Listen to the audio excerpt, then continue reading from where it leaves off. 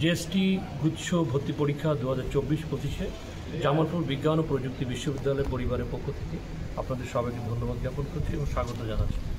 আজকে আপনারা জানেন যে আজকে আমাদের বি ইউনিটের পরীক্ষা, 3টা ইউনিটের মধ্যে আজকে বি ইউনিটের পরীক্ষা। এর আগে আমরা সি ইউনিটের পরীক্ষাটা শেষ করেছি।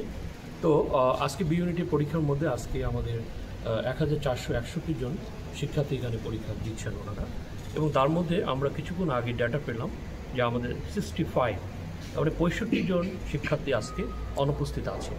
যদি আমরা পার্সেন্ট ভ্যালু করি তাহলে এটা দেখতে পাবো যে 96%। পরীক্ষা কেমন হয়েছে আপনার? আচ্ছা, এখানে পরিবেশ কেমন ছিল? স্যাররা কেমন হেল্পফুল ছিল?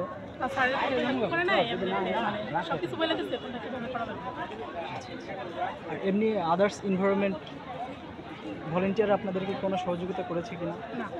করেনি। ধন্যবাদ। পরীক্ষার হলের পরিবেশ কেমন ছিল এবং এখানে এসে তোমার কেমন ফিল হলো এটা একটু?